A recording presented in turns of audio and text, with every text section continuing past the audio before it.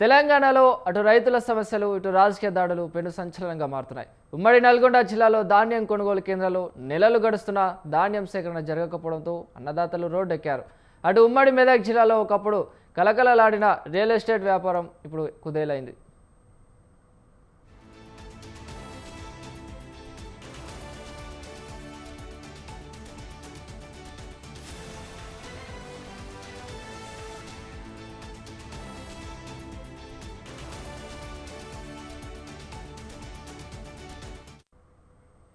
ఇసుక క్వారీ దక్కితే కాసుల గనికి దొరికినట్లే. ఒక్కసారి అనుమతులు వస్తే చాలు, ఇక అడ్డు అదుపు లేకుండా అందినంత తవ్వుకేసుకోవచ్చు. ప్రభుత్వ నిబంధనలు, పర్యావరణ సమస్యలు గాలికి వదిలేస్తున్నారు. తెలంగాణలో గిరిజనుల కోసం ఇసుక సొసైటీ ఏర్పాటు చేసింది ప్రభుత్వం. గిరిజనులకు సొసైటీ తరపున క్వారీ బాధ్యతలు అప్పగిస్తారు.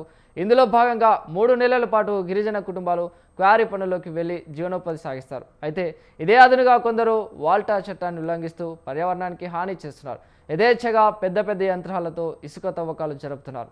అనుమతులు లేకుండా ఇసుక తవ్వకాలు జరిపి అక్రమార్జన సంపాదిస్తున్నారు.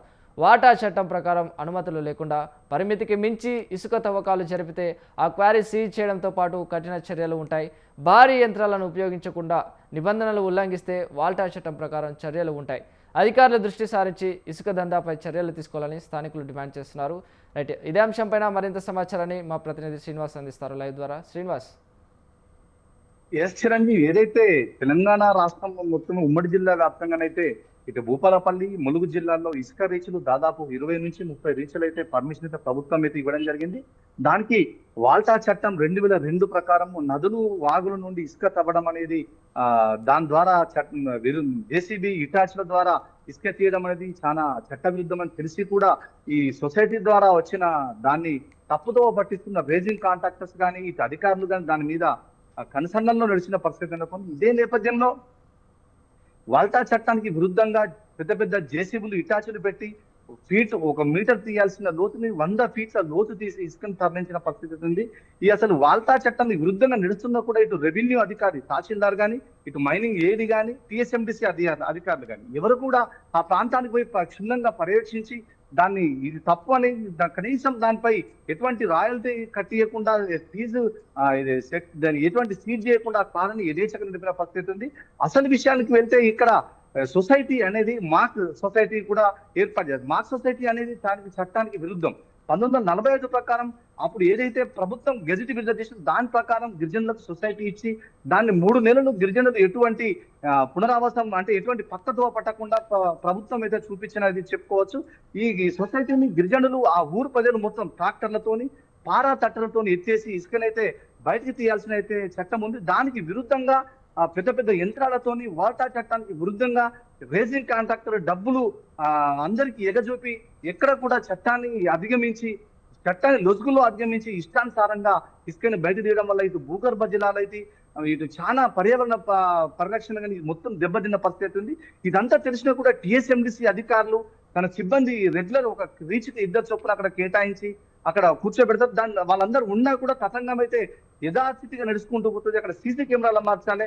సీసీ కెమెరాలు కూడా ఆ ప్రాంతాన్ని అమర్చకుండా వాళ్ళ ఇష్టానుసారంగా అక్కడ ఇసుక తవ్వకాలను అయితే యథేచ్ఛగా కొనసాగిస్తారు. దీని నేపథ్యంలో ఇటు ఏడి మైనింగ్ కూడా జిల్లా అధికారి కూడా కనీసం పర్యవేక్షణ చూడాల్సి ఉంటుంది. ఎందుకంటే ఈ ఫైల్ మొత్తం ఫాలో చేసి పర్మిషన్ ఇచ్చేది కలెక్టర్, ఫాలో చేసేది ఏడి మైనింగ్ అధికారులే కాబట్టి వారు కూడా ఈ రోజు వరకు కూడా ఆ ప్రాంతానికి వెళ్ళి అంత లోతు ఇసుక తీయడం వల్ల భూగర్భ జలాలు అన్ని పర్యావరణ పరిరక్షణ ఎన్ని దెబ్బతింటాయని చెప్పేసి కూడా కనీసం చెప్పిన దాఖలు లేవు. ఇదంతా ఒక తతంగం అయితే రేజింగ్ కాంట్రాక్టర్ అక్కడ మహిళలను ఏదైతే సొసైటీ మహిళలను కూర్చోబెట్టి అక్కడికి ఎవరు వెళ్లకుండా అంటే ఇతరులు కానీ మీడియా ప్రతినిధులు వెళ్లకుండా అక్కడ గటకాయించి వాళ్ళ మీద దాడులు చేసిన ప్రయత్నం అవుతుంది.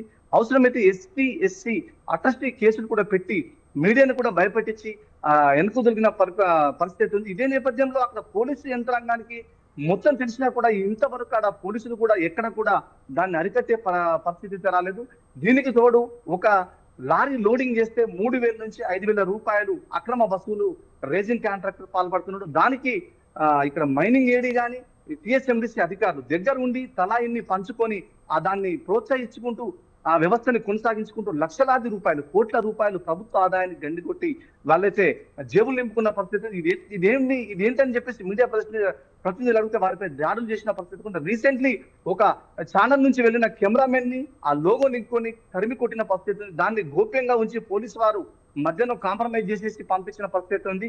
ఇదే విషయంపై జిల్లా కలెక్టర్ ను స్వతంత్ర టీవీ పలకరించగా అటువంటిది ఎక్కడా లేదు, ఖచ్చితంగా మాకు తెలిస్తే సీజ్ చేస్తాం, అటువంటి అక్రమాలకి ఎక్కడ కూడా తావియకుండా పరిస్థితి ఉంది, మేము ఎక్కడ ఇమీడియట్లీ మీ కెమెరా వెళ్ళండి, మీ కెమెరా ముందే మేము సీజ్ చేస్తాం అనేది చెప్పడం జరిగింది. కానీ ఆయన చెప్పిన విధానానికి అక్కడ జరిగే వ్యవస్థకు పూర్తిగా క్వైట్ ఆపోజిట్ ఉందని చెప్పుకోవచ్చు. ఎందుకంటే ఇసుక డిప్పర్లతోని, ఇసుక టంపర్లతోని, జేసీబీలతోని, ఇటాచీలతోని ఇష్టానుసారంగా క్యూబిక్ మీటర్ల, లక్షలాది క్యూబిక్ మీటర్ల ఇసుకనైతే బయటికి తీసి యథేచ్ఛగా అమ్ముకోవడం జరుగుతుంది. దానికి తోడు ఓవర్లోడ్ వేయడం వల్ల ఈ ఛత్తీస్గఢ్ టు వరంగల్ హైదరాబాద్ ప్రధాన రహదారి మొత్తము రైలు పట్టాలు కల్పించిన పరిస్థితి ఉంది. ఓవర్లోడ్ వల్ల లారీలు పోవడంతో అది మొత్తం రైలు పట్టాలు కల్పించి మొత్తం రోడ్లు మొత్తం గుంతలమయమై సామాన్య ప్రజలకు చాలా ఇబ్బంది పడ్డ పరిస్థితి ఉంది. ఇదే నేపథ్యంలో ఇంత జరుగుతున్నా కూడా టీఎస్ఎంటీసీ అధికారులు వాటాలు పంచుకుంటున్నారే తప్ప ఇసుక దందాన్ని అరికట్టిన నాదుడు లేదని చెప్పుకోవచ్చు. హరి రైట్. అయితే అదేవిధంగా ఈ తవ్వకాలు అనేటివి, అక్రమ దందాలు అనేటివి ఎన్ని ఆపినా ఎక్కడో ఒక చోట పుట్టుకొస్తూనే ఉన్నాయి. ఈ ఇసుక తవ్వకాలు, అక్రమ తవ్వకాలు, అక్రమార్జనపై ప్రభుత్వం ఎలాంటి చర్యలు తీసుకోబోతోంది? ఏదైతే ఇది ఎన్నిసార్లు అధికారులు కనీసం హుకుం జారీ చేద్దామన్నా కూడా అధికార పార్టీకి సంబంధించిన కొంతమంది నేతలు దీంట్లో అరంగేటం అయి ఉన్నారు. కనీసం అక్కడికి అధికారి అదుపు పెడితే వారి నుంచి ఫోన్ పంపించేసి ఆ అధికారిని నేను సస్పెండ్ చేస్తాం, ట్రాన్స్ఫర్ చేస్తాం, నేను ఏసీబీకి పంపిస్తామని కూడా అధికారులను భయపెట్టించి భయభ్రాంతులకు గురి చేసి ఈ అక్రమ తవ్వకాలను యథేచ్ఛగా సాగించుకుంటూ అధికారాన్ని అడ్డు పెట్టుకొని కోట్లాది రూపాయలు కొల్లగొట్టున్న పరిస్థితి అయితే ఈ భూపాలపల్లి, ములుగు జిల్లాల్లో సంతేత నడుస్తుంది. ఈ అధికార పార్టీ అన్ని దండలతో రీసెంట్లీ ఒక మంగపేట మండలంలో ఒక క్వారీ యజమాని ఒక మీడియాపై దాడి చేసి అతనిపై ఎస్టీ అట్రాసిటీ కేసులో పెట్టడం జరిగింది. దీనిపై మీరు ఏం చేస్తారు, మాకు అధికార పార్టీ అండ ఉంది, మీరు ఎక్కడికి చేసుకుంటారో చెప్పుకోండి, మీ సంగతి చూస్తా అని చెప్పేసి మహిళా సొసైటీ సభ్యులతో తరిమి పడేసిన పరిస్థితి ఉంది. దీన్ని మొత్తం తెలిసినా కూడా ఇటు కొంతమంది ప్రభుత్వ అధికారులు చోద్యంగా చూసుకుంటూ ఇది విద్య జరుగుతుంది, ఏం చేద్దామనే పరిస్థితి ఉంది తప్ప దీన్ని అరిగట్టి పోయే ముందు నాదు. దీని విషయానికి వస్తే ఇటు రెవెన్యూ అధికారులు కూడా భారీగా ముడుపులు అందినట్టు అయితే వార్తలు వస్తున్నాయి. ఇది వాస్తవం అని చెప్పుకోవచ్చు. ఎందుకంటే ఇంత జరుగుతున్నా కూడా ఇటు గ్రావెల్ దందా, ఇటు ఇసుక దందా రెండు జరుగుతున్నా కూడా అక్కడి నుంచి సంబంధిత తహసీల్దార్ గాని ఆర్ఐ గాని ఆ ప్రాంతానికి వెళ్లి చూసి కనీసం ఆ అక్రమ రవాన్ని సీజ్ చేసి కనీసం ఫైన్ రాసిన పరిస్థితి ఈ రోజు వరకు లేదు. Right Srinivas, thank you.